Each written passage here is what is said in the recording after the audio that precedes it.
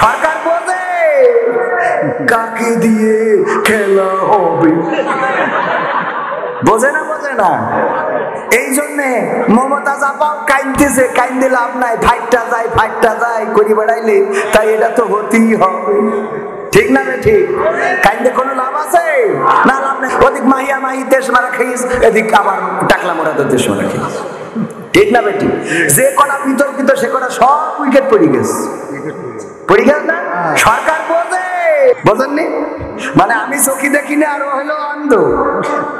কি অবস্থা! যাই হোক, তো যুবকেরা একটু বসা যাবে না? শোনালো আমার সব মিলাই, যত শীত আসুক না কেন, যত ঝড় সুনামি টর্নেডো হোক না কেন, সব কিছু ভেঙে দিতে পারে, কিন্তু মুমিনের ঈমানকে ভেঙে দেওয়ার মতো ক্ষমতা কি পৃথিবীতে কারো আছে?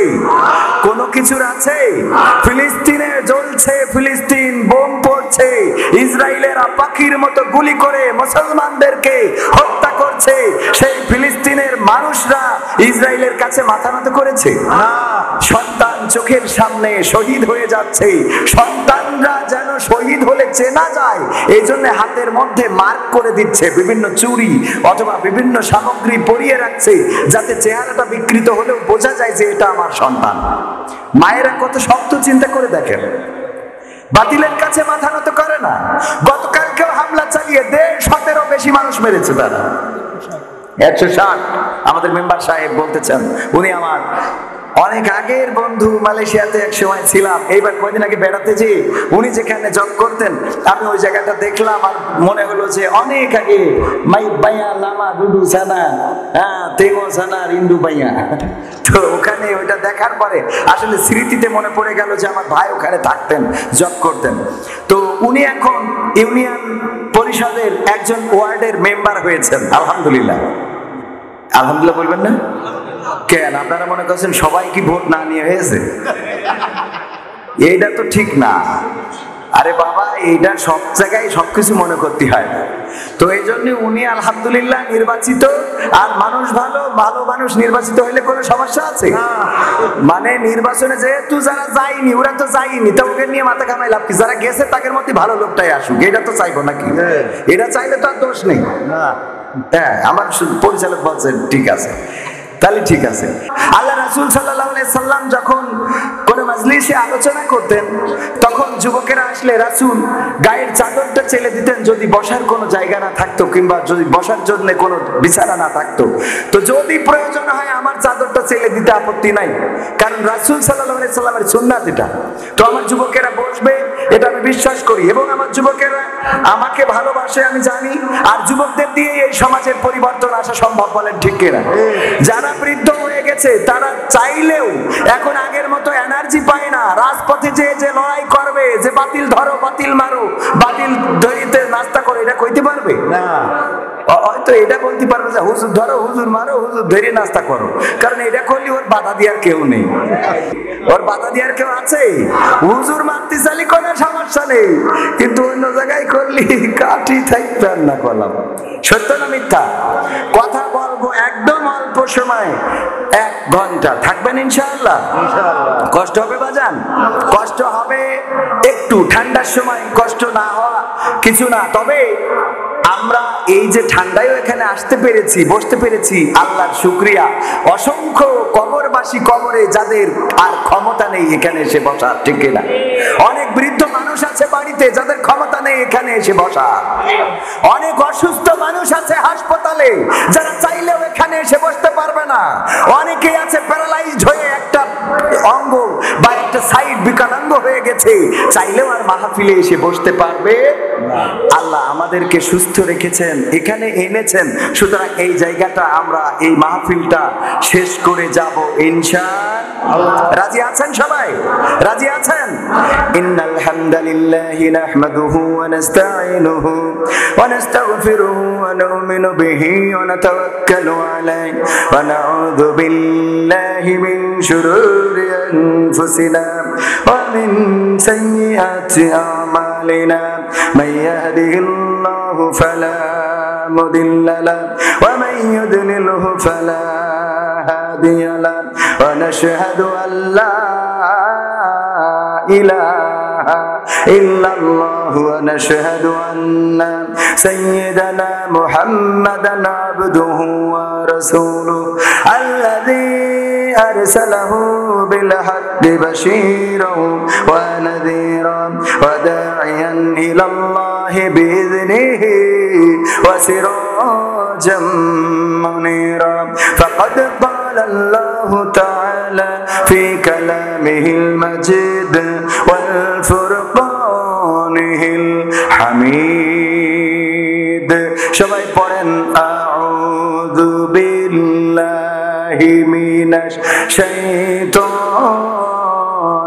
রাজিম বিসমিল্লাহির রাহমানির রহিম ওয়াতাসিমু বিহাবলিল্লাহি জামিআন ওয়া লা তাফাররাকু وقال الله تعالى في شأن حبيبي إن الله وملائكته يصلون على النبي يا أيها الذين آمنوا صلوا عليه وسلموا تسليما اللهم صل على سيدنا مولانا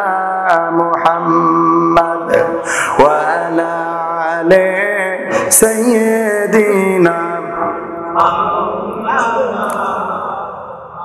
নবীর নামে দুরূদ শরীফ পড়িবে যে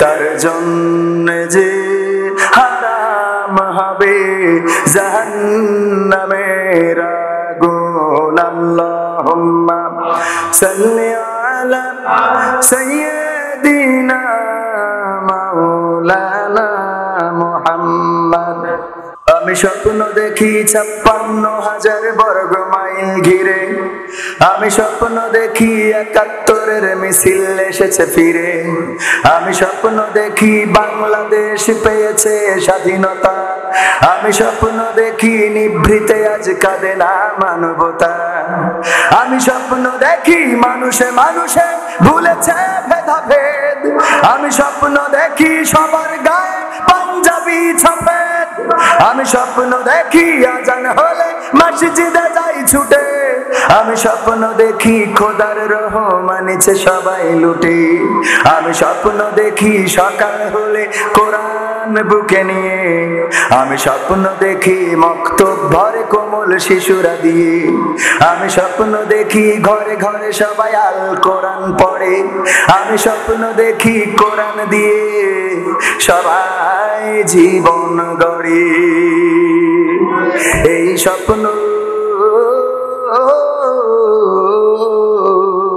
যদি না হয় পূরণ তবে এক নদী বুকে দুঃখ নিয়ে হবে যে আমার মরণ আমি স্বপ্ন দেখি আমি স্বপ্ন দেখি আমি স্বপ্ন দেখি আমি স্বপ্ন দেখি আমি স্বপ্ন দেখি পর্দা করে চলে কিশোরী নারী আমি স্বপ্ন দেখি রূপ নিয়ে কেউ করে না বাহাদুরি আমি স্বপ্ন দেখি এফডিসি আজ পাল্টে গেছে ঝড়ে আমি স্বপ্ন দেখি সেখান থেকে ইসলামী ছবি গড়ে আমি স্বপ্ন দেখি টিভির পর্দায় আলেমের ছবি ভাসে আমি স্বপ্ন দেখি প্রতিটা মানুষ ন্যায়ের পথেই আসে আমি স্বপ্ন দেখি অশ্লীলতা হয়েছে দেশে বন্ধ আমি স্বপ্ন দেখি নেই তো মানুষ বাবা বধিরার বন্ধ আমি স্বপ্ন দেখি মরে না মানুষ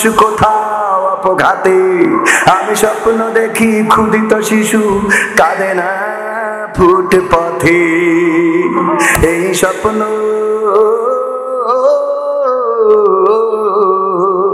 যদি না হয় পূরণ তবে এক পাহাড় বুকে দুঃখ নিয়ে হবে যে আমার মরণ।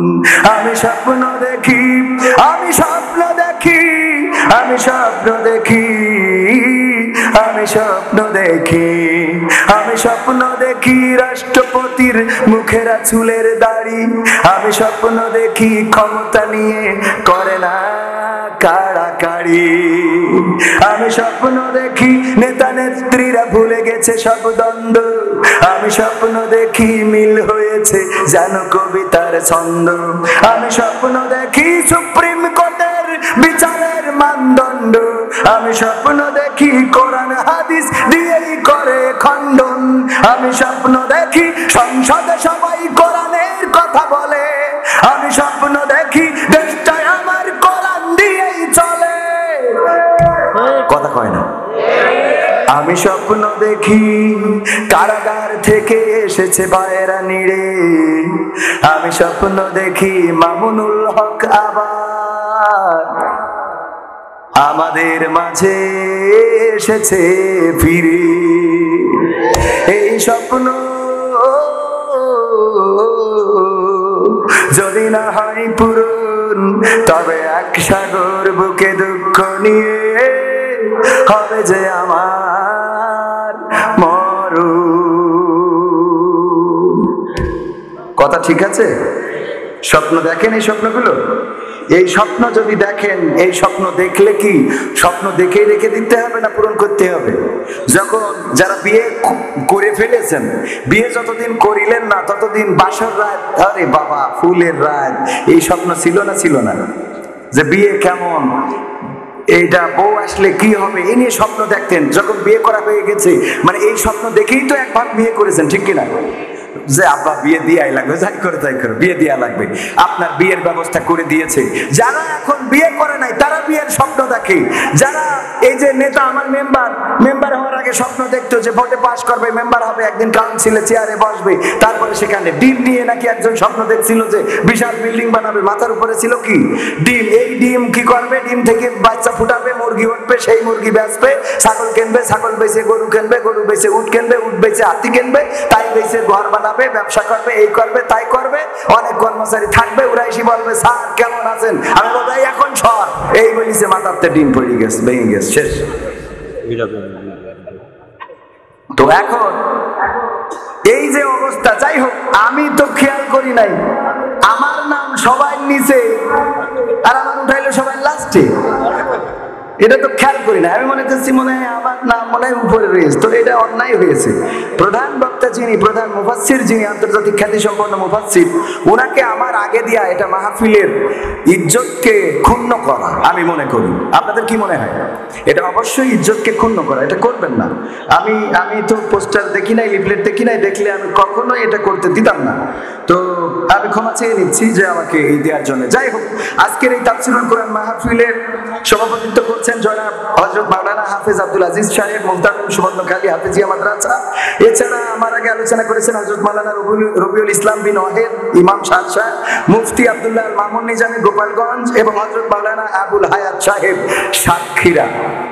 আরো গণ্যমান্য ব্যক্তিবর্গ আছেন, মেম্বার আছেন, আরো অনেকেই আছে এখানে যাদের পায়ের জুতা বহন করার যোগ্যতা নাই। সামনে উপবিষ্ট দিনদারি মানদার মুসলমান ভাই ও বাবাজিরা, পর্দার অন্তরালে রত্নাকর মা এবং বোনেরা, সবাইকে অন্তরস্থল থেকে সালাম জানাচ্ছি, আসসালামু আলাইকুম ওয়া রাহমাতুল্লাহ। কষ্ট হচ্ছে বাজান? কষ্ট নেওয়া যাবে না, কারণ কষ্ট করেন না বলেই আজকে বাতিলেরা আমাদের মাথার উপরে ক্যারাম বোর্ড খেলা শুরু করে দিয়েছে, বলেন ঠিক কিনা? কষ্ট করতে আমাদের ইচ্ছা হয় না বলেই আমরা একটা অন্ধকার সমাজে চলে এসেছি, যে সমাজটা পরিবর্তন করা আমাদের জন্য দুঃসাধ্য হয়ে দাঁড়িয়েছে, বলেন ঠিক কিনা? আগের সময়, যে সময় আপনারা ছিলেন মুরব্বীরা, মুরব্বীদের সামনে বিড়ি খাইতে গেলে সেই বিড়িটা কোথায় লুকাবেন? দেখা যাচ্ছে পাঞ্জাবির পকেটের মধ্যে ঢুকাই ফেলিয়েছেন, পাঞ্জাবির পকেট পুড়ে নিচেই পড়ে গেছে মুরব্বীদের সম্মানে। আর এখনকার তরুণরা মুরব্বীদের চাইলেও দাম দেয় না, বলেন ঠিক কিনা? এই সমাজটা কেন আসলো, কাদের জন্য আসলো? আমরা ব্যর্থ, কারণ আমরা আমাদের সন্তানদের যে শিক্ষা দেওয়া দরকার সেই শিক্ষা দিতে ব্যর্থ হয়েছি, বলেন ঠিক কিনা? আমরা চোখের সামনে অন্যায় দেখি, কিন্তু সেই অন্যায়কে প্রতিরোধ করা প্রয়োজন মনে করি না। আমরা মনে করি এটা ওদের কাজ, টিরাকার নৌকা বাজায়, কথা কয় না, ঠিক না ভাই ঠিক? আবার জামাত আর কওমিয়া যখন মারামারি করে বিএনপিরা বগল বাজায়, আবার বিএনপি আর ওই বিএনএম হয়েছে না নতুন, এরা যখন গোলমাল করে তখন আবার অন্য দলেরা বগল বাজায়, আছে না নাই? এই বগল বাজাবাজি করতে যেয়ে যে দেশের দেশ মারা হয়ে যাচ্ছে এইটার খবর কেউ রাখে? এই জন্য দেশের আর দেশ মারা হতে দেয়া যাবে না। যেখানে অন্যায়, যেখানে অপরাধ, সেখানে বাধা দিয়ে প্রতিবাদ এবং প্রতিরোধ করার দরকার আছে না নাই? মেম্বার হয়েছে বলেই রাস্তাঘাটের টাকা আসবে, ওইটা মেরে খাবে আর পাকা রাস্তা তুলে সলিং বানাই দেবে, এটা আমরা মানতে পারি? কথা কয় না, কথা কইলে কিছু গায়ে লাগতেই পারে, আমার কিছু করার নেই। গত পরশুদিন কুমিল্লাতে আলোচনার সময় বললাম আল্লাহ রাব্বুল আলামিন সূরা তাহা 20 নম্বর সূরার 55 নম্বর আয়াতে বলেছেন মিনহা খলাকনাকুম, সবাই পড়েন, মিনহা খলাকনাকুম ওয়া ফিহা নুঈদুকুম ওয়া মিনহা নুখরিজুকুম তারাতান উখরা। আমরা পড়ি না, কখন পড়ি? যখন কাউকে কবরে নামাতে যাই তখন আমরা এই আয়াতটা পড়ি। আয়াতটার অর্থ কি জানেন নাকি? অনেকেই জানেন না, না জেনেও পড়েন, অনেকেই বোঝেন না, না বুঝেও পড়েন। অসুবিধা নেই, যারা জানেন তারা তো জানেন, যারা জানেন না তাদের জন্য বলি।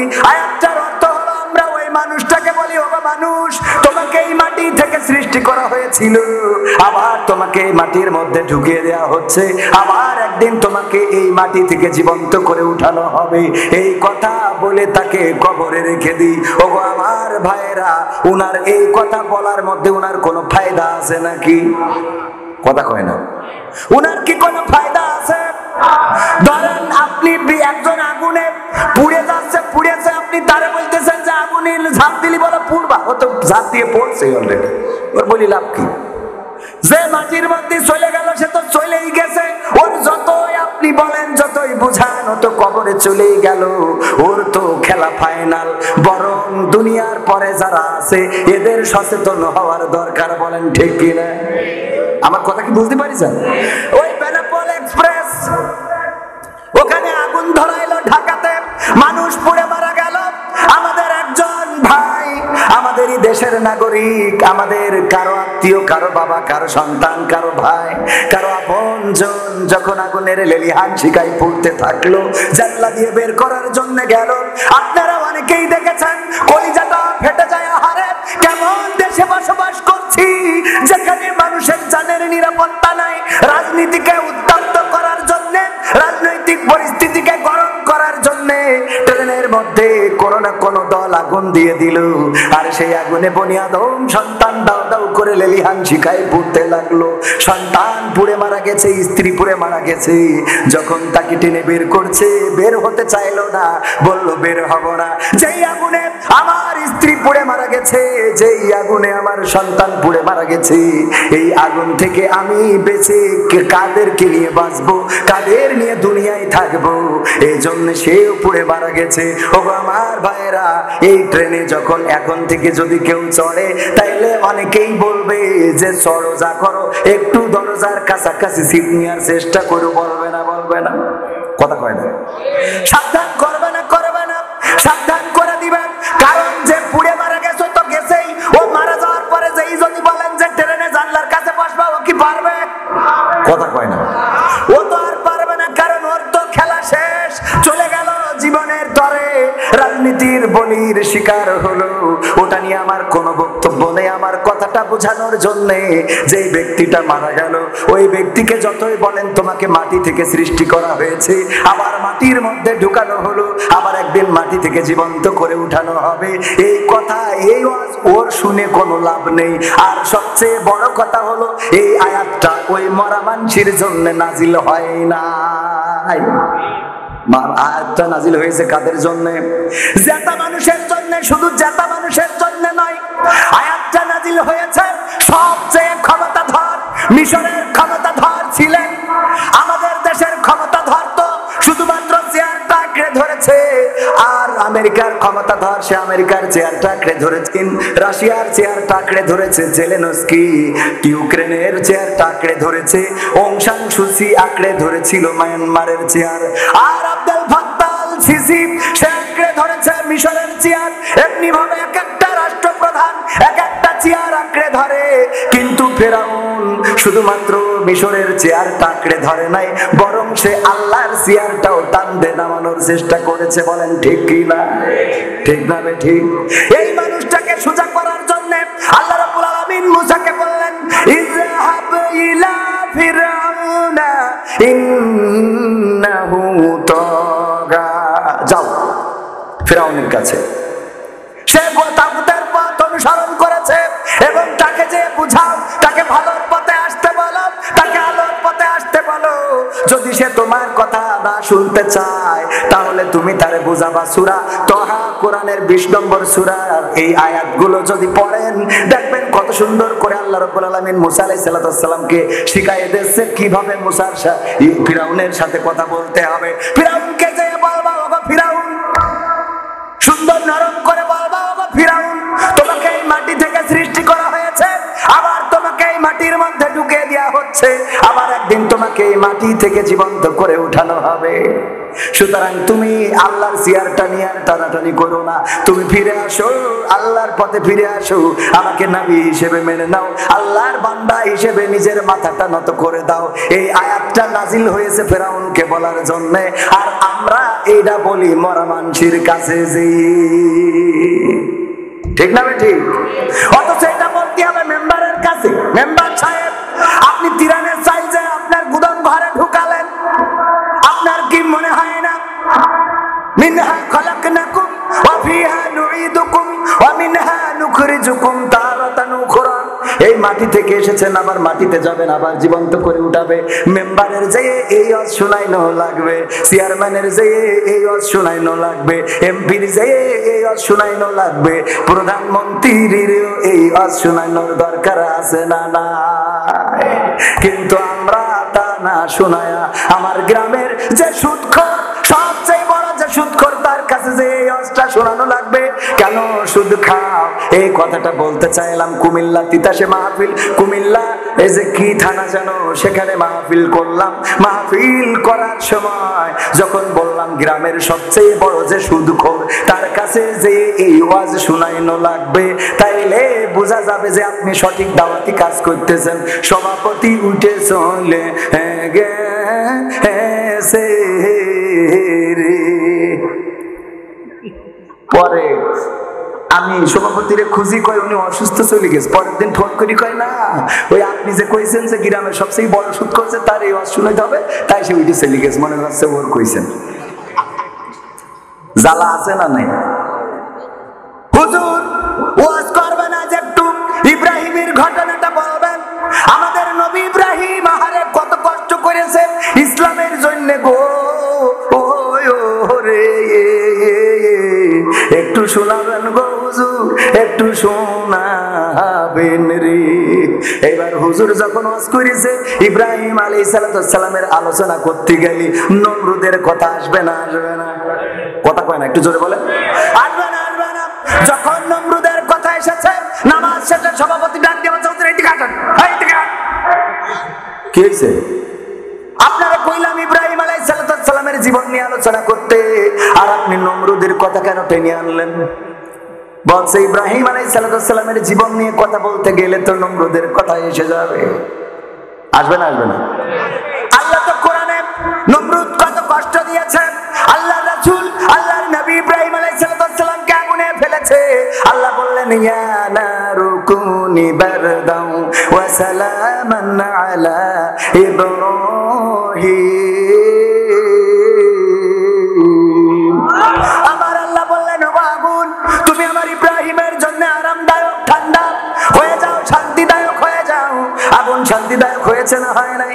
আলোচনা করতে গেলে নমরুদের কথা আসবে না? আসবে না?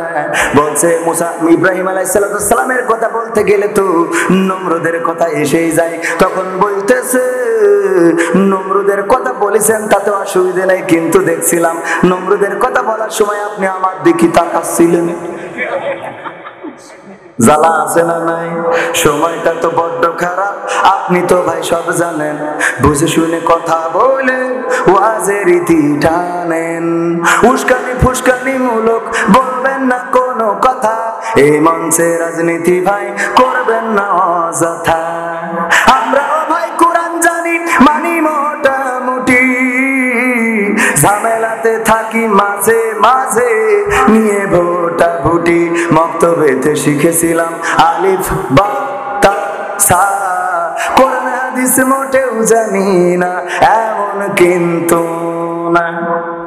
তাই রাজনীতি চলবে না ও হুজুর, রাজনীতি চলবে না, তাই রাজনীতি চলবে না ও হুজুর, রাজনীতি চলবে। এবার বলছে হুজুর শোনেন, আপনারা আসলেই খালি রাজনীতির কথা বলেন, অথচ আমি কত মাহফিলে গেলাম, অনেক মাহফিলে বসেছিলাম, মেম্বার মানুষ, যাওয়াই লাগে লাগে রে লাগে রে।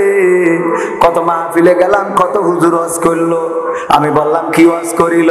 বলছে ওই ঢাকাতে হুজুর আনিলাম, সেই হুজুরি ওয়াজ করিল কত মধুর সুর, কবরেতে গেলে পাবো 70,000 হুর। আরে বাহ, হুরির লোভ আছে না নাই? দুনিয়ায় হুরির পেছনে ঘুরে বেড়া। আই রে আমার যুবকেরা, কয়দিন পরে 14 ফেব্রুয়ারি লাইলাতুল ভালোবাসা দিবস, কি আছে না নাই? লাইলাতুল ভ্যালেন্টাইন্স ডে, ওই দিন গদ খাইতে জাগা হয় না, হয় না রে। আমি বললাম ফুলির দাম কেমন? বলছে হুজুর, আমি কি হুজুর মার্কা দাম কব না অন্য দাম কব? কলাম এর মধ্যে আবার দামের সমস্যা কি? বলছে আপনারা যখন আসেন গো তখন এক দাম, আর ওই নেটওয়ার্ক ছাড়া ছেলে ফিলে আসলে আর এক দাম। কেন? বলছে যখন দেখি স্বামী স্ত্রী আসে বা আপনাদের মতো লোক আসে তখন ন্যায্য মূল্যটা নিই, আর যখন দেখি যে নিয়ে এসে একটা বুঝি এর সামনে আদায় করে নিতে হবে, তা 300 টাকার জিনিস 700 বলে বসে থাকি। এখন মাথায় পড়াই ফেলা এসে ওর মাথার তো আর খুলতে পারবে না, কারণ খুললি ভালোবাসা কাটা কাটিও মকসদে ছেলের সাথে আবার লাইন মারবে, ঠিক না বে ঠিক? কারণ তুমি কিনে দিতে পারোনি বাদ। হ্যাঁ, এরা মা বোন আছে না নাই? বিয়ের সময় কান্দে কান্দে গো, কেন কান্দে? আমার আব্বা বলতো ওই যে যখন বলে জগৎ মেম্বারের ছেলের সাথে মকসেদ মিয়ার মেয়ে বড় মেয়ের বিয়ে হচ্ছে, এত টাকা দেন মহরে, ও গো সকিনা তুমি কি রাজি আছো? হঠাৎ মনে পড়ে যাই, আরে আমি একটু বড় হওয়ার পরে আমাদের গ্রামের আবুল্লাহ আমারে গদখালি নিয়ে যেয়ে ফুল কিনে দিছিল, ওরে আমি তো ওর মন রাখতে পারলাম না কবুল। হ্যাঁ, এবার যখন বলে দ্বিতীয়বার আমার জগৎ মেম্বারের ছেলের সাথে তোমার ছেলের মেয়ের এত টাকা দেন মহরে বিয়ে, ও গো সখিনা তুমি কি রাজি আছো? বলে আমি যখন হাই স্কুলে পড়তাম গো রে, আমার ফেল করা মেম্বারের ছেলে কত নিয়ে গেছে ওই যে সিনাক্সে, আর ওখানে অর্ডার দিয়ে দরজা পর্দা টেনে দিয়ে কত আরে মন রাখতে পারলাম না কবুল। ঠিক না বেঠিক? কষ্ট হচ্ছে আপনাদের?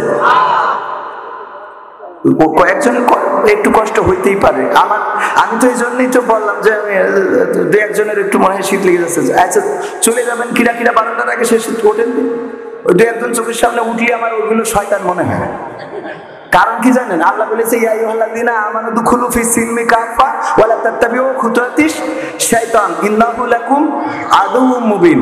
আল্লাহ বলছে ও ঈমানদারেরা তোমরা পরিপূর্ণভাবে ইসলামে দাখিল হয়ে যাও, শয়তানের পদাঙ্ক অনুসরণ করো না, কারণ সে তোমাদের প্রকাশ্য দুশমন। তো এখানে একটা ইসলামের মাজমা, জান্নাতের বাগান, রিয়াজুল জান্নাত, এখানে যার বসতে ভাল লাগে না চলে যায়, সে নিশ্চিত শয়তানের সাথে চলে যায়। সুতরাং যে যায় সে ডাইরেক্ট শয়তান। কেন? আরো একটা উদাহরণ আপনাদের দিয়ে বুঝাই দেবো। একবার একজন মানত করেছে, আমার যদি একটা নাতি ছেলে হয় তাহলে আমি মাদ্রাসার এক গ্রুপ দাওয়াত করে খাওয়াবো, মাদ্রাসার ছাত্র দাওয়াত করে খাওয়াবো। ওই সময় ওর নাতি ছেলে না হয়ে নাতিন হয়েছে। পরের বার মানত করেছি, আল্লাহ আমার যদি এবার একটা নাতি ছেলে তুমি দাও, তাইলে আমি মাদ্রাসা ছেলে পেলে খাওয়াতে চাইলাম, আল্লাহ তুমি দাওনি, এক মসজিদ লোক দাওয়াত করে খাওয়াবো। ওইবারও হয়েছে নাতিন, মানে মেয়ে কন্যা, তখন বলছে আল্লাহ তাও দিলে না। পরের বার যখন পুত্রবধূ গর্ভবতী, তখন বলছে আল্লাহ তুমি যদি এইবার নাতি ছেলেটা দাও, তাইলে আমি শয়তান দাওয়াত করে খাওয়াবো। ওইবারই ওর একটা নাতি ছেলে হয়েছে। এখন চলে গেছে মেম্বারের কাছে, মেম্বার বলতেছে, মেম্বারে যে বলছিস মেম্বার তেজ মারা তো শেষ, কি তা আমি মানত করেছিলাম যে শয়তানের দাওয়াত করে খাওয়াবো আমার নাতি ছেলে হইলে, আগে মসজিদ মাদ্রাসা মানত করেছি, হয় নাই, তো এখন শয়তানের তো খুঁজে পাই না, আপনার সাথে কি পরিচয় আছে, দেখা সাক্ষাৎ আছে? কয় আমি তো করতে পারবো না, আমি তো ছোট, আমি তো মেম্বার, চেয়ারম্যানের কাছে যাও, ওনার সাথে থাকতে পারবো। তো চেয়ারম্যানের কাছে গেছে, চেয়ারম্যান কয় শয়তান খুঁজে লাভ কি, আমি কি কম শয়তান আছে, বাদ দাও। তো আমি আসলে এই ব্যাপারে ফতোয়া দিতে পারবো না, তোমরা ইমামের কোনো হুজুরের কাছে যাও। হুজুরের কাছে গেলে, ধর আমাদের এই হুজুরের কাছে গেছে, হুজুর বলছে শয়তানের সাথে আমারও দেখা হয়নি কোনোদিন, আমি তার চিনিও নেই। তো তবে একটা আয়াত পাইছি পবিত্র কোরআনে, সূরা বাকারায় আল্লাহ বলছেন ইয়া আইয়ুহাল্লাযীনা আমানু দুখুলু ফিস সিলমি কাফা ওয়া লা তাত্তাবিউ খুতুওয়াতিশ শাইতান ইন্নাহু লাকুম আদুউম মুবিন। আল্লাহ বলছে যে তোমরা পরিপূর্ণভাবে ইসলামে দাখিল হয়ে যাও, শয়তানের পদাঙ্ক অনুসরণ করো না, কারণ সে তোমাদের প্রকাশ্য দুশমন। তো যখন ওই যে মাহফিল হবে মাহবুবুর রহমানের বাড়িতে, ওখানে মাহফিলে যাওয়ার পরে ওই মাহফিল থেকে মাহফিল শেষ করার আগে যদি কেউ উঠে যায়, তাহলে বুঝবেন যে ওর শয়তানে তুলে নিয়ে যাচ্ছে, তার মানে ওর সামনে ইমাম হইলো শয়তান আর ও হইলো সেলা, ওর পাশ যাচ্ছে। তো ডাইরেক্ট শয়তানের খাওয়াতে তো পারবেন না, এইদের ধরে খাওয়ালে শয়তানের হক আদায় হয়ে যাবে। তাহলে এইবার বলেন যে যেটা উঠে যাচ্ছে ওর সামনে শয়তান আছে না নেই? আছে।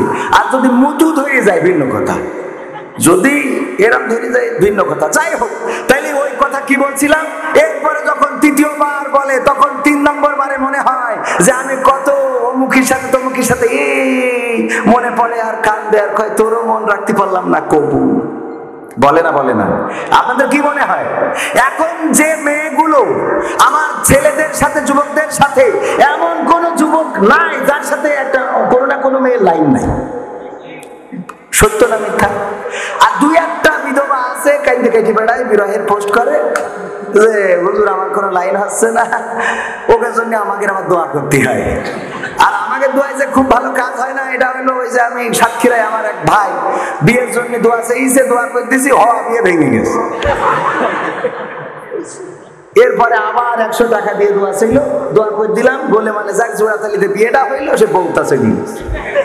কালকে সাতক্ষীরায় যাবো, বারবার ফোন দেয়, প্রতিদিন একবার করে ফোন দেয় যে ভাই আপনি এসে আবার একটু দোয়া করে দেন, আমার বিয়ে হয় কিনা।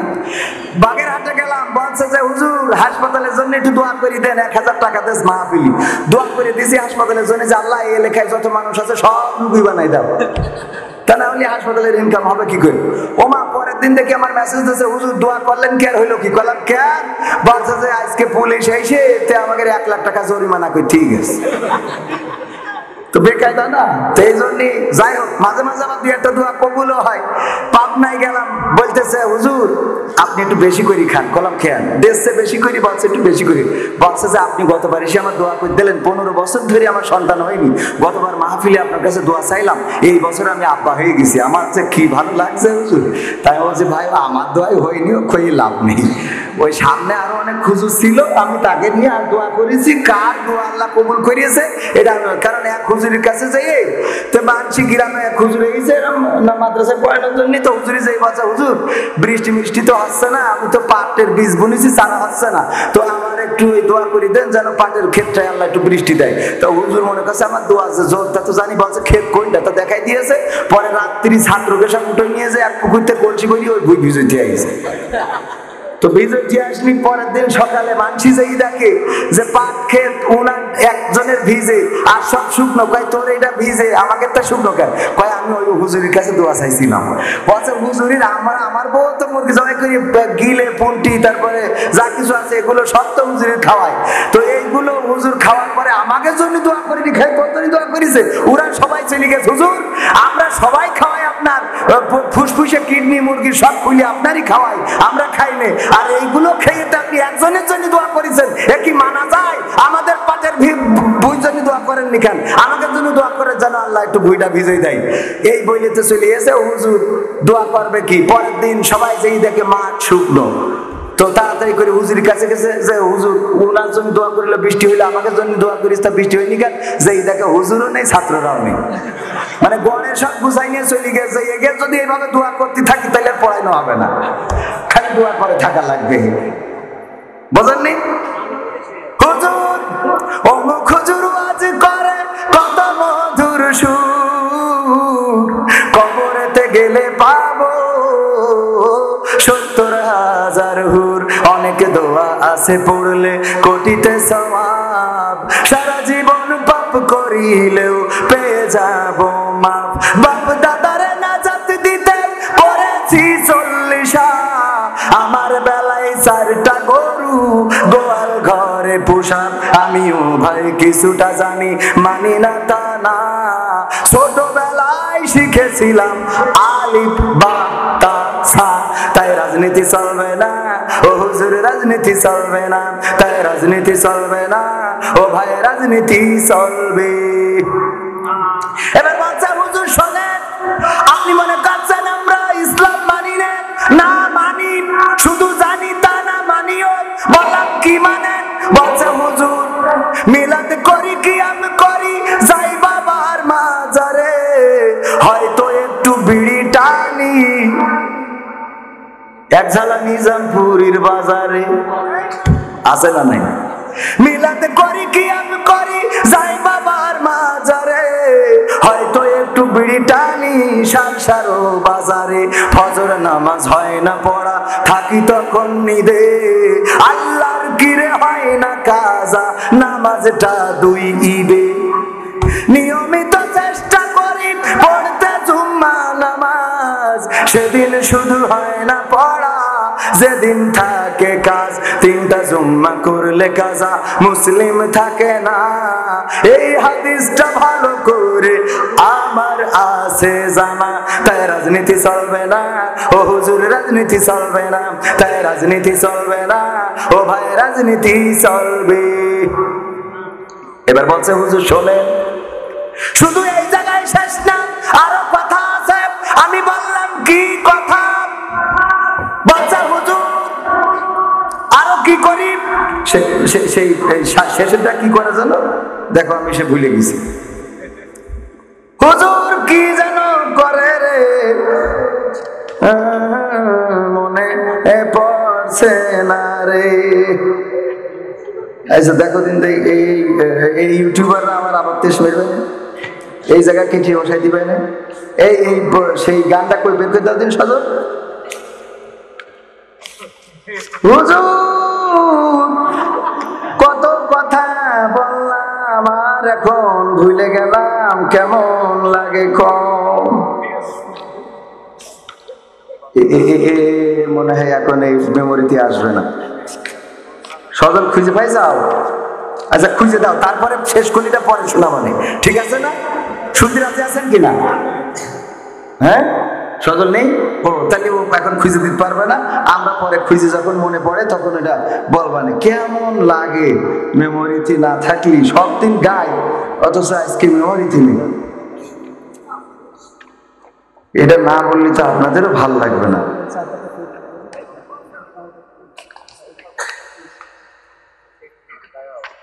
হ্যাঁ পাইছি। হুজুর কোরআন কোরআন কোরআনে সব পড়ে, ওই যে মানে প্রতিদিন পড়ে, নিয়মিত পড়ে, কিন্তু কোরআনে যে কি আছে এটা তো বোঝার দরকার আছে না? নেই, না বোঝার কারণে কি করে বলতেছে হুজুর, হুজুর জিহাদ মিহাদ কোথায় আছে দেখিনি কোনখানে, দরগা পীরের মাজার আমার অনেক বেশি টানে। কথা কয় না, জিহাদ কোথায় আছে কোরআনে খুঁজে পাইনি, এই জন্য কোথায় যায়? দরগায় যায়, মাজারে যায়, মাজারের কাছে যেয়ে মাথা নত করে, সিজদা করে, সেখানে যেয়ে বলে বাবা একটু বাঁচাইও। ভোটের আগে মাজারে যেয়ে দোয়া নিয়ে আসে, আছে না নাই?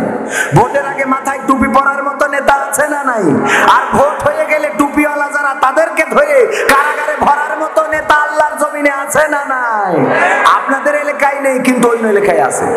হুজুর জিহাদ মিহাদ কোথায় আছে দেখিনি কোনখানে, দরগা পীরের মাজার আমার অনেক বেশি টানে, সেথায় গেলে শর্টকাটে ভাই জান্নাত পাওয়া যায়। পরকালে তরাই নেবে চিন্তা তেমন নাই। পীর সাহেবের কাছে মুরিদ আমি আমার নেতা, বছর বছর নাজরানা দিই আমি আবার সেথা, হইলে ওরস কোনোভাবে মিস তো করি না।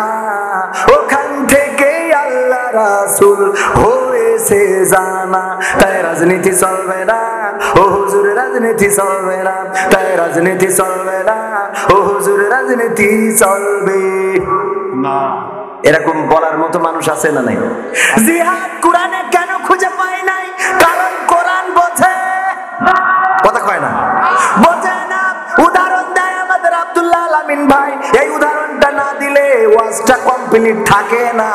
সেই উদাহরণটা হলো আব্দুল্লাহ আল আমিন ভাই বলছে, এক মসজিদের ইমাম সাহেব ছিল একটু খুড়া ন্যাংরা। আপনারা কি খুড়া বলেন না? খুড়া তো বোঝেন, যশোরের মানুষ। খুড়া আর একজন মুসাল্লি ছিল, সে একটু কানা, চোখে কম দেখে। আপনাদের তো চোখে কম দেখে, এর মানুষ কানা বলে, আর ইমামরা একটু খুড়া বলে। তো এই দুইজনে তর্ক করতেছে, একজন বলছে ইন্ডিয়া ভালো খেলে, আর একজন বলছে ভারত ভালো খেলে। দুইটাই এক জিনিস হয়ে গেল না? অনেকেই ধরতে পারিনি, দেখি যাও একটু মন দিয়ে শুনবেন তাহলে ধরা যাবে। বলছে অস্ট্রেলিয়া ভালো খেলে, আর একজন বলছে ইন্ডিয়া ভালো খেলে। ইমাম ইন্ডিয়ার পক্ষে, মুসাল্লি হলো অস্ট্রেলিয়ার পক্ষে। দুইজনে তর্ক করতে করতে মাগরিবের আজান হয়ে গেছে। বলছে চলো তর্ক বাদ, নামাজ পড়ে আসি। মসজিদে যেয়ে নামাজে দাঁড়াইছে, দাঁড়ানোর পরে ইমাম সাহেব তেলাওয়াত করতেছে, ওয়া কানা মিনাল কাফিরিন। কানা বলছে হুজুর তো জমের খারাপ। ক্রিকেট খেলা নিয়ে তর্ক হইলো চার দোকানে, আর নামাজের মধ্যে এসে বলছে ওয়া কানা মিনাল কাফিরিন, আমি কানা কাফের। হ্যাঁ, আচ্ছা হুজুর আজকে মাফ করে দিলাম, এরপরে যদি কোনোদিন বলেন তাইলে আমি কিন্তু মাফ করব না। আজকে আপনি আমাদের গ্রামের হুজুর, মসজিদের হুজুর, আপনার সম্মানে মাফ। এরপরে আবার যেদিন তেলাওয়াত করেছে ওয়া কানা মিনাল কাফিরিন, কানা বলছে হুজুর আমার ধৈর্য বেনাপোলের বর্ডার ছাড়াই ভারতে ঢুকে গেছে, আর সম্ভব না। আমি ধৈর্য ধরেছিলাম যে আপনি আমার এলাকার মেহমান, আমার ইমাম, আপনি বলেছেন আগের দিন, আমি মন খারাপ করিনি। আর ক্রিকেট নিয়ে কতবার আমার কাফের বানাবেন? আপনার তো ইমাম মানুষ পড়ার অধিকার আছে রে, আমি মুসাল্লি, আমারও লুকমা দেওয়ার অধিকার আল্লাহ দিয়েছে। আপনি বললেন ও কানা মিনাল কাফিরিন, আমি লুকমা দিয়ে বলছি আল্লাহু আকবার ওয়া খুড়া মিনাল ফাসিকিন। আমি কানা কাফের হইলে তুমি খুড়া ফাসিক। তার মানে ও কি বুঝেছে কোরআন রে? বুঝতে পেরেছে? বোঝে নাই, বোঝে নাই রে। যদি বুঝতো তাইলে এই খুড়া মিনাল ফাসিকিন বলতো, বলতো। অনেকেই আছে বোঝে না কোন জায়গায় কি বলতে হবে। গতকালকে আমি আলোচনায় বলেছিলাম, গতকাল দেখলাম একজন মেয়র সে কম্বল বিতরণের সময় হার্ট স্ট্রোক করে অথবা ব্রেন স্ট্রোক করে মারা গিয়েছে। কম্বল বিতরণ করছিল, মেম্বারটা হলো সরকারি দলের। তো বিরোধী দলের লোক যারা, তারা ওখানে ইন্না লিল্লাহ না পড়িয়ে সব আলহামদুলিল্লাহ বলতেছে। এটা কি ভালো কথা? এটা ভালো কথা না। একজন মানুষ মারা গেলে আপনি আলহামদুলিল্লাহ পড়ার কোনো অধিকার আপনাকে দেওয়া হয় না। আব্দুল্লাহ বিন উবাই আল্লাহ রাসূলকে এতটাই কষ্ট দিয়েছেন, আব্দুল্লাহ বিন উবাইয়ের কারণে বদরের যুদ্ধ হইল, উহুদের যুদ্ধ হইল। কারণ কাফেরদের সাথে, মক্কার সাথে যোগাযোগ রাখতো, আর বলতো আসো আমরা এখানে গ্যাটিস দিয়ার লোক আছি। আর ওখান থেকে আসতো, যুদ্ধ করতো রাসূলের মসজিদে। যখন নামাজে দাঁড়াতো, দাঁড়িয়ে বলতো গো মুসলমানেরা, তোমরা মুহাম্মাদের কথা মেনে চলবা, এর মতো ভালো মানুষ পাওয়া যায় না। অনেক বড় আল্লাহওয়ালা মানুষ আল্লাহ তার পাঠাইছে, মানবা। আর বাইরে যাইয়ে বলতো রে, ওর কিন্তু জেলে না ঢুকালি হবে না। কথা কি বোঝা গেছে? এই কথা বলে বেড়াইতো, সামনে বলতো নৌকা, পিছনে যাইয়ে টিরা। বোঝা গেছে? মানে উদাহরণ বুঝাই দিচ্ছি আপনারা, উদাহরণ। এটা আবার রাজনীতিতে নেওয়ার দরকার নেই। খেলা হওয়ার হয়ে গেছে, যা হওয়ার ছিল হয়েছে, সুতরাং কে আর এটা নিয়ে রাজনীতি করা যাবে না। মনে থাকবে? এটা নিয়ে আর কোন রাজনীতি করা যাবে? যা হওয়ার তা তো হয়েছে। এক চাচা গেছে, যাওয়ার পরে চাচা বলতেছে, বাবা দেখো আমার নাম্বারটা কত, একটু মিলাই দাও। বলছে চাচা আপনি কেন আসলেন? অসুস্থ মানুষ। বলছে কেন?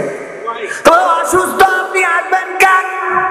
আপনি অসুস্থ থাকার কারণে আমরা তো মানবতাবাদী গো, আমরা মেরে দিছি আপনারটা।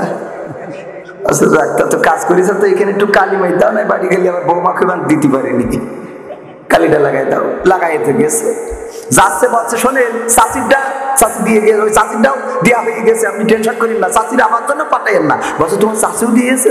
বলছে হ্যাঁ চাচির ভোট হয়ে গেছে। ও চাচা বুঝেছে অন্যরকম। চাচা বলছে আল্লাহ কত বড় নেমো খারাপ, এই মহিলার সাথে সংসার করেছি আমি, কি বড় নেমো খারাপ গো। তা বলছে কেন চাচা? বলছে ও 12 বছর পরে এসে ভোটটা দিয়ে গেছে, কবরেতে এসে তো আমার সাথে দেখা করে যাবে না। ও দিয়ে গেল তো দেখা করে গেল না কেউ, এত বড় নেমো খারাপের সাথে আমি জান্নাতেও যাবো না। ও নিয়ে আমরা কথা বলার কোনো দরকার আছে নাকি? না বলবো না, বলবো ও না না রে, যা করার করেছে ও নিয়ে আমাদের কোনো আপত্তি নেই। কারণ আগে আমরা জামাত, বিএনপি, আওয়ামী লীগ এই নিয়ে লড়াই চলতো, আর এখন নামি দামি আর দামি নিয়ে লড়াই চলে। কথা কয় না? এই লড়াই আমরা দেখতে চাই না। চাই দেশে শান্তি থাকুক, ক্ষমতায় যে থাকুক, আমাদের কোনো আপত্তি নেই। প্রধানমন্ত্রী দেশ শাসন করছে, দেশের উন্নয়ন করছে, এটার আমরাও অংশীদার। কারণ এই দেশের নাগরিক, আমার ট্যাক্স ভ্যাটের টাকা আছে না নাই? পদ্মা সেতুতে আমার টাকা আছে না নাই? রাস্তার উন্নয়ন হইলে সেখানে আমার টাকা আছে না নাই? পাকা রাস্তায় যদি সলিম হয় আমার টাকা আছে না নাই? পাকা রাস্তায় সলিম হইলে আমার টাকা নেই, ওদের টাকা আমি খেয়ে তুইছি। কারণ 500 টাকা 1000 টাকা পেয়ে তেষ্টা মেরে ঠেলেন মনে নেই তো সলিম হবে না, তো অন্য কিছু হবে। পাকামো ও আমার ভাইরা, এইটা নিয়ে আমাদের কোনো বক্তব্য নেই। আমাদের বক্তব্য হলো রাষ্ট্র ক্ষমতায় যারা গো, ওরা যদি কোরআন কায়েম করে দেয় আমাদের আর কোনো দাবি দাবা নাই। আছে কোরআন কায়েম করলে আমরা তো কোনো নেতার অনুসরণ করি না যে অমুক নেতার, আমাদের নেতা একজন, তিনি হলেন আখেরি জামানার পয়গম্বর হযরত মুহাম্মদ সাল্লাল্লাহু। এর বাইরে আমাদের কোনো নেতা আছে? আমাদের জীবন আদর্শ এর বাইরে আর কেউ? আমরা দাড়ি রাখি কে জন্য? সাইড দাড়ি রেখেছি তাই? আমরা দাড়ি রাখি আমাদের নিজামের মুখে দাড়ি তাই? আমরা দাড়ি রাখি ফয়জুল করিম সাহেবের মুখে দাড়ি তাই? আমরা দাড়ি রাখি হাফিজুর রহমান সিদ্দিকী কুয়াকাটা হুজুরের মুখে দাড়ি তাই? না, আমরা দাড়ি রাখি আমার রাসূল দাড়ি রেখেছেন তাই, ঠিক না? আমরা পাঞ্জাবি পরি কারণ আমাদের কুয়াকাটা হুজুর পাঞ্জাবি পরে তাই? না, আমরা পাঞ্জাবি পরি আমার রাসূলের পোশাক ছিল এটা, এই জন্য আমরা পাঞ্জাবি পরি। সম্মানিত ভাইরা, টুপি সবকিছু আমি খুব শর্টকাটে বলছি তো, সব মিলায়ে এই জন্য আমাদের কোন নেতার পরিবর্তন আমরা চাই না, সরকারের পরিবর্তনও চাই না, ভোটের পরিবর্তনও চাই না। আমরা সেই নেতা চাই যেই নেতা সংসদে দাঁড়িয়ে বলবে এই রাষ্ট্র আল্লাহর জমিনে আল্লাহর বিধান ছাড়া মানব রচিত কোনো মতবাদ দিয়ে বাংলাদেশ চলবে না। বাংলাদেশ যদি চলতে হয় আল্লাহর কোরআনের আইন দিয়ে চলতে হবে। বলেন ঠিক কিনা? এই কথা যেই নেতা বলবে সেই নেতার পক্ষে আমরা আছি না নাই? কিন্তু যেই নেতা বলবে রাষ্ট্র ধর্ম ইসলাম সংসদে রাখবো না, সেই নেতারও আমরা সংসদে থাকতে দেব না। ঠিক না বেঠে? আমার সরকারও থাকতে দেয় নাই, ওদিক মাহিয়া মাহি দেশ মারা খেয়েছ, এদিক আবার টাকলা মোড়াদের দেশ মারা খেয়েছ। ঠিক না বেটি? যে কটা বিতর্কিত সে কটা সব উইকেট পড়ে গেছে, পড়ে গেছে না?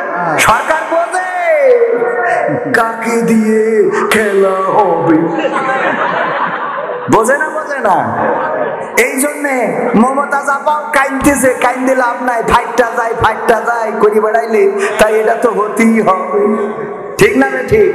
কাইন্দে কোনো লাভ আছে না? লাভ নাই। যেই কথা বলছিলাম, এই যে কথা বলতে গেলাম, এক কথা বলতে গেলে 5টা কথা চলে আসে। কোন মানুষ মারা গেলে আলহামদুলিল্লাহ পড়বেন না, কারণ আল্লাহর নবীকে সবচেয়ে বেশি কষ্ট দিয়েছে আব্দুল্লাহ বিন উবাই যখন মদিনাতে ছিলেন। সেই আব্দুল্লাহ বিন উবাই যখন মারা গেলেন, তার ছেলে ছিল আবার ইমানদার আল্লাহ রাসূলের একনিষ্ঠ সাহাবী। ছেলে এসে বললেন, হুজুর আপনি আমার বাবার জন্য, আমার বাবার দাফন কাফনের জন্য আপনার গায়ের একটা পাঞ্জাবি আমাকে গিফট করবেন। আল্লাহ রাসূল বললেন, দিন, নিয়ে যাব। বললেন শুধু তাই না, আমার বাবা জানাজাটাও আপনি পড়াবেন। রাসূল বলে নাই যে তোমার বাবা তো টিরাক করে বেড়াইছে, হ্যাঁ, আমার যে নূহ নবীর কিস্তি এটা বাদ দিয়ে তুই টিরাকে চলল, এটা কি মানা যায়? এটা বলেছে না, বলে নাই। আল্লাহ রাসূল বললেন, ও আমার সাহাবী, তুমি চাইলে যাবা আমি দেব, তুমি বললে তোমার বাবার জানাজা পড়াতে আমি যাব, যাও জামা নিয়ে যাও। জামা নিয়ে গেল, জানাজার সময় হয়ে গেল গো। আল্লাহ রাসূল রওনা করলেন। ওমর রাদিয়াল্লাহু তাআলা আনহু খুব রেগে গেলেন, আল্লাহ রাসূলকে টান দিয়ে ধরলেন। ও রাসূল একটু দাঁড়ান, আপনি কি সত্যিই যাবেন তার জানাজা পড়াইতে?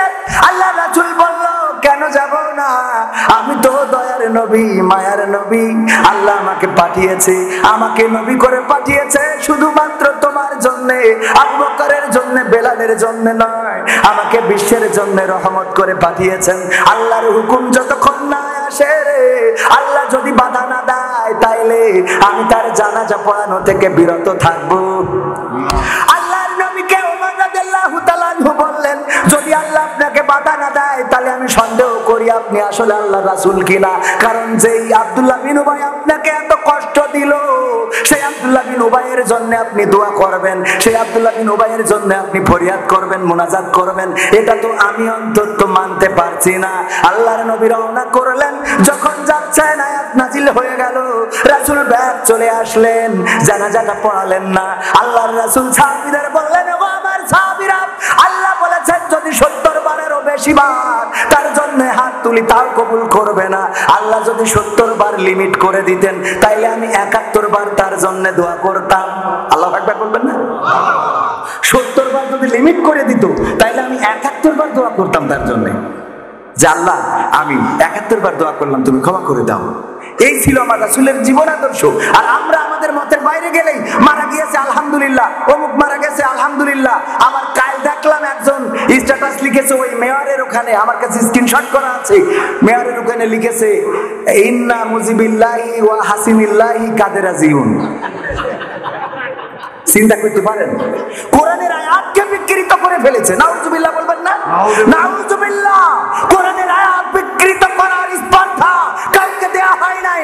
এত বড় স্পর্ধা তোমাকে কে দিল যে আল্লাহ যে আয়াত নাযিল করেছেন সেটাকে তুমি বিকৃত করে উপস্থাপন করবা? আপনি এটাকে ছেলে খেলা মনে করেন না। বিরোধিতা করতে যে আপনি কোরআনকে বিকৃত করে ফেলছেন, কোরআনের আয়াতকে বিকৃত করে ফেলছেন, এটা কত বড় জঘন্য কাজ আপনি করছেন। এটাকে একবার চিন্তা করেছেন? আল্লাহর কালামকে আপনি অপমান করেছেন। সত্য না মিথ্যা? আল্লাহর কালামকে আপনার স্বার্থে ব্যবহার করার কোনো সুযোগ আছে? কোনো সুযোগ নাই। কোরআনের সাথে যারা করবে দ্বন্দ্ব, তাদের সাথে কবু হবে না আপোষ। কথা কয় না? কোরআনের সাথে যারা করবে দ্বন্দ্ব, তাদের সাথে কবু হবে না আপোষ। জেল জুলুম হলেও হবে, জেল জুলুম হলেও হবে, বিবেকের কাছে তো পুরো নির্দোষ। আমার রবের কাছে রব নির্দোষ, মহান প্রভুর কাছে রব নির্দোষ। কোরআনের সাথে যারা করবে দ্বন্দ্ব, তাদের সাথে কবু হবে না। কোরআনের কথা যারা বলে যায় আজ, তাদের দলতে কত ফন্দি, কাউকে ধরে নিয়ে দিচ্ছে ফাঁসি, কাউকে রেখেছে আজ বন্দি। ঠিক না বেঠে? জোরে বললে কি ভয় করে? বাতিলের ভয় কি আছে? মুসলমান আল্লাহ ছাড়া কোন মানুষকে ভয় পাওয়া তার জন্য হারাম। কারণ জীবনের মালিক কে? মরণের মালিক কে? হায়াতের মালিক কে? মৌতের মালিক কে? রিজিকের মালিক কে? আমার সমস্ত বরকত, আমার সংকুচিত করে দেওয়া সব কিছু আল্লাহর হাতে। আল্লাহ যাকে চান তাকে অঢেল পরিমাণ দান করেন, আর যাকে চান তাকে সংকুচিত করে দেন, তাকে অভাবের দ্বার গোড়ায় পৌঁছে দেন। যাকে তা চান তাকে দুনিয়া দান করেন, আবার যাকে চান তাকে আখিরাত দান করেন। ওগো আমার ভাইরা, সুতরাং আল্লাহ ছাড়া কোনো বাতিলকে মুসলমান হিসাবে ভয় করা যাবে? যাবে? মুসলমান হইলে আওয়াজ উচ্চকিত করবেন। আর যদি মনে করেন না আপনার মধ্যে নেফাকি আছে, মুনাফিকি আছে, তাহলে কোনো আপত্তি নাই। কারণ আপনি এখানেও ঠিক বলবেন আস্তে করে, আবার ওখানেও যেয়ে বলবেন কি আছে না, ওখানেও যেয়ে বলবে ঠিক আছে, বলছে যে ঠিক আছে। কোরআনের কথা যারা বলে যায় আজ, তাদের দমাতে কত ফন্দি, কালকে ধরে নিয়ে দিচ্ছে ফাঁসি, কালকে রেখেছে আজ বন্দি। হক কথা বললেই জ্বলে যায় গা, কোরআনের কথা সইতে পারে না। হক কথা বললেই জ্বলে যায় গা, কোরআনের কথা সইতে পারে না। জানি না তাদের আমাদের পরে কেন এত আক্রোশ। জেল জুলুম হলেও হবে, জেল জুলুম হলেও হবে, বিবেকের কাছে তো রব নির্দোষ। আমার রবের কাছে রব নির্দোষ, মহান প্রভুর কাছে রব নির্দোষ। কোরআনের সাথে যারা করবে দ্বন্দ্ব, তাদের সাথে কবু হবে না। কোরআনের কথা আজ বলতে গেলে আসছে বাধা কত ভাবে। কোরআন প্রেমিকেরা হাতে রেখে হাত সামনে এগিয়ে যাবে। সেই মুসলমান কি আছে নাকি যখনই কোন আওয়াজ হবে সেই দৌড়, এমন দৌড়। বাড়ি যাওয়ার পরে স্ত্রী বলবে লুঙ্গি কই, কবে রাস্তায় খুলে বইরিস মনে হয়। এরম দৌড় দিয়া কি যাবে নাকি? না, যাবে না। মুসলমান হিসাবে কোন বাতিলকে ভয় করা যাবে না, কারণ আল্লাহ চাইলে মৃত্যু দিবেন, আল্লাহ চাইলে জীবন দিবেন। আল্লাহ রাব্বুল আলামিন বলেছেন, বলো ইন্না সলাতি ওয়া নুসুকি ওয়া মাহইয়ায়া ওয়া মামাতি লিল্লাহি রাব্বিল আলামিন। আমার আল্লাহ বলছেন, বলো নিশ্চয় আমার নামাজ, আমার কুরবানি, আমার জীবন, আমার মরণ সব আল্লাহর জন্য। কিন্তু আমরা এই কথা বলে আবার বলি, এমপি সাহেব আপনি যদি ফোন না করে দেন রে গো, তাইলে আমার দেশ মারা সারা রে। আছে না নাই? অথচ জীবন দেওয়ার মালিককে আল্লাহ। এ ব্যাপারে অনেক বিশদ আলোচনা করব না। আকর্ষণ আর যেহেতু অল্প সময় আছে, মা বোনেরাও আছে, ওদের ব্যাপারেও দুই একটা কথা বলার দরকার আছে না নাই? মা বোনেরাও বিপথগামী হয়ে যাচ্ছে। আগে বোরখা ছেড়ে ভুল পথে যেত, আর এখন বোরখা পরে ভুল পথে চলে যায়। এমন আছে না নাই? বোরখা পরে ভুল পথে যায়। আমার মা বোনেরা যারা ভুল পথে চলেন, বলতে চাই, ও মা বোনেরা, এই দুনিয়ার জীবন শেষ নয়, একদিন পরকালের ময়দানে উঠা লাগবে, সেখানে পাপ পুণ্যের হিসাব দেয়া লাগবে। আল্লাহ বলবেন, ইকরা কিতাবাকা কাফা বিনাফসিকাল ইয়াউমা আলাইকা হাসিবা। পড়ো তোমার কিতাব, তুমি পড়ে তোমার হিসাব তুমি করে দাও। ও আমার ভাইরা, পরকালের ময়দানে যখন হিসাব করে দিতে বলবে, আপনি দেখতে পাবেন আপনার আমলনামায় কি লেখা আছে, ভালো না মন্দ। আপনি পৃষ্ঠা উল্টাইলেই পাবেন না। আজকে সারাদিন যা করেছেন যদি ভিডিও করা হয়, সেই ভিডিও দেখার পরে সারাদিন আপনি নামাজ পড়েছেন নাকি রোজা করেছেন, নাকি আপনি মেয়েদের পিছনে ঘুরে বেরিয়েছেন, নাকি পরকিয়া করেছেন, নাকি অন্যের আইল সুজাইল ব্যাখ্যা করেছেন, এইগুলো সব সিসি ক্যামেরায় ভিডিও হইলে দেখা যাবে না? কথা কয় না, যাবে না? যদি যায় পরকালে আল্লাহ দেখাইতে পারবে না। আল্লাহ সব দেখিয়ে দিবেন। ওই দিন দেখবেন মা বোনেরা আমার, কোথায় আপনি বুরকা পরে অন্যায় করেছেন, কোথায় আপনি ইমোতে ভিডিও কলে কার সাথে কথা বলেছেন স্বামীর বাইরে, কার সাথে আপনি হাসি মনে কথা বলেছেন। স্বামী যখন ফোন দেয় আপনার মিজাজটা খারাপ হয়ে যায়, বলো কি হয়েছে? আর যখন আর দেওরা ফোন দেয়, আমার স্বামী আমার যেমন তেমন, দেওরে আমার মনের মতন রে। আছে না নাই? এরকম যদি থাকে, এটা পরকালে দেখা যাবে না? পরকালে দেখা যাবে। সুতরাং ভাইয়েরা আমার, মায়েরা আমার, পর্দা করে চলবেন। আল্লাহর কাছে দাঁড়ানো লাগবে, হিসাব দেওয়া লাগবে। আপনার স্বামীর আমানত, সেটা রক্ষা করবেন। রাসূল মেরাজ থেকে আসলেন, এসে বললেন, ওগো নারীরা, তোমরা দান সাদাকা বেশি করে করো, কারণ তোমাদেরকে আমি দেখেছি জাহান্নামে বেশি দেখেছি তোমাদের। আল্লাহর নবীকে বলা হলো, ওগো নবী, কেন নারীরা এত জাহান্নামী? আল্লাহর নবী বললেন, কারণ নারীরা দুইটা অন্যায় বেশি করে, তার মধ্যে 1 নম্বর হলো জাহান্নামে যাওয়ার কারণ। 1 নম্বর, মা বোনেরা একটু কান খুলে শুনে নেন, 1 নম্বর কারণ হলো তারা স্বামীর প্রতি অকৃতজ্ঞ থাকে। আর 2 নম্বর কারণ হলো তারা বেশি করে অভিশাপ দেয়। কি দেয়? অভিশাপ। একজন আমার প্রশ্ন করছে, এক মহিলা ফোন দিয়েছে, হুজুর আমার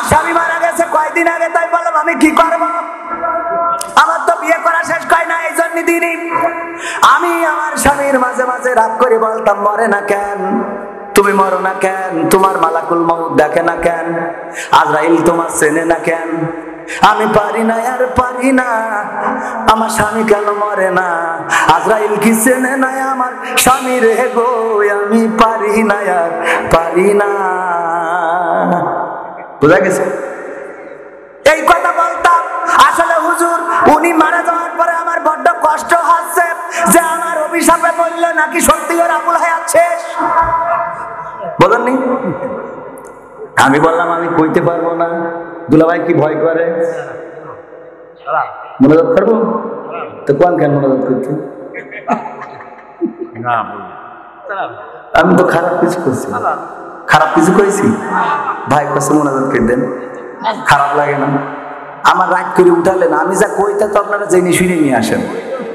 আমার তো বক্তব্য, আমি তো কোনো দলের না, আমি ইসলামের। কিসের? আমি কিসের? প্রশ্ন করে বিএনপি নাকি আছো তুমি আওয়ামীতে, কেউ বা বলে জামাতে নাকি আছো তুমি হেফাজতে।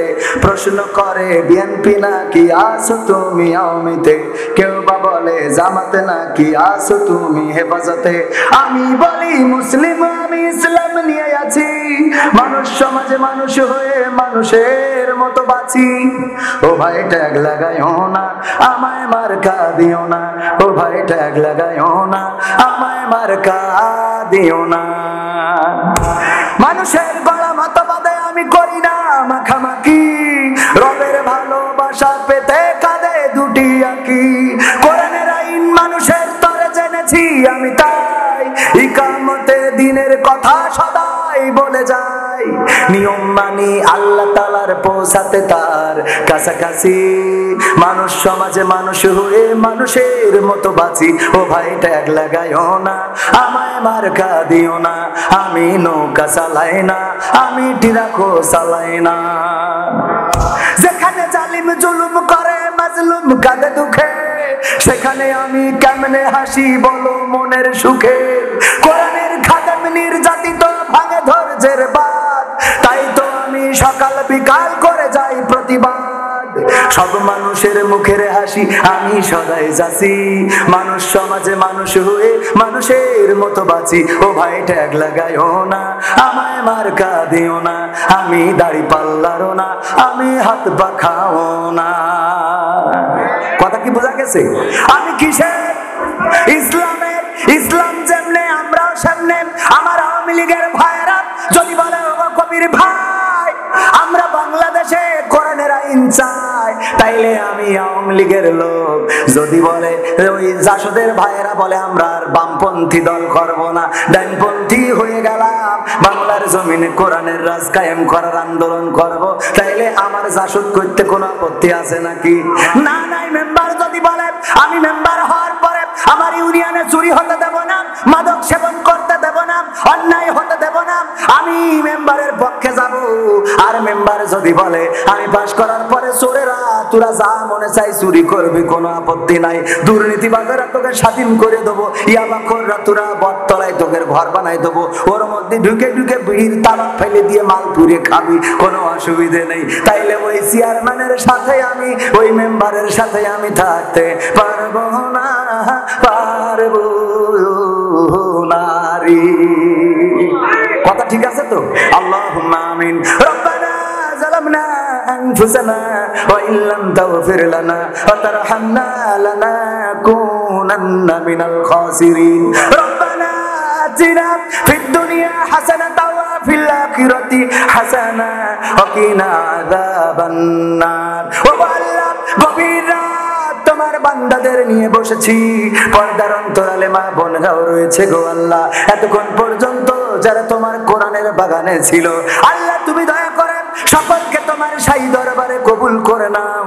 আল্লাহ সকলের জীবনের গুনাহগুলো ক্ষমা করে দাও। ও আল্লাহ, জেনে না জেনে, বুঝে না বুঝে শয়তানের ওয়াসওয়াসায় পড়ে যত গুনাহ করেছি, জীবনে এমন অনেক গুনাহ আছে গো, যদি মা জানতো মা ভাত রান্না করে খাওয়াতো না, যদি বাবা জানতো বাবা বাড়িতে ঢুকতে দিত না, যদি আমার বন্ধু বান্ধবেরা জানতো বন্ধুত্ব থাকতো না, যদি স্ত্রী জানতো সংসার করতো না, এমন অনেক আছে গো, পৃথিবীর কোন মানুষ জানে না, কিন্তু তোমার চোখ তো ফাঁকি দিতে পারি নাই। ওগো আল্লাহ, এমন যত গুনাহ আছে রে, তুমি সকল গুনাহগুলো ক্ষমা করে দাও। ওগো আল্লাহ, তোমার কাছে হাত তুললেই মনে পড়ে যায় জনম দুঃখিনী মায়ের কথা রে, যাদের মা চিরজন্মের মতো বিদায় নিয়ে অন্ধকার কবরে চলে গেছে, আর তো কোনোদিন ফিরে আসবে না গো আল্লাহ।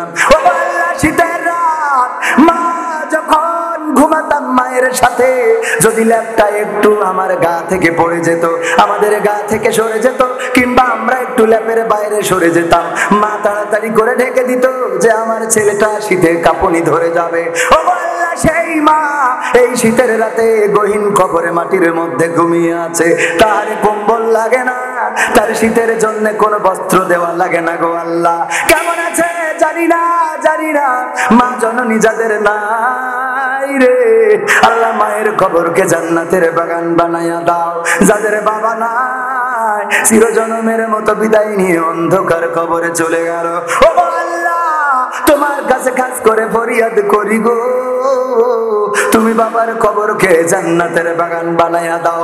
বাবা কত কষ্ট করলো, মাথার ঘাম পায়ে ফেললো, রোদে পড়লো, বৃষ্টিতে ভিজলো, ও আল্লাহ, সারাদিন কাজ করে সন্ধ্যাবেলা বাড়ি আসতো, গায়ে ময়লা মাটি, জামাটা ময়লা, লুঙ্গিটাতে কাদা মাটি লেগে থাকে, কিন্তু মুখ থেকে এমন নুরানি হাসি দেয়, সন্তানকে যখন বুকের মধ্যে টেনে নেয়, মনে হয় যেন 7 রাজার মালিক, 7 দেশের রাজা বাড়িতে ফিরে এসেছে।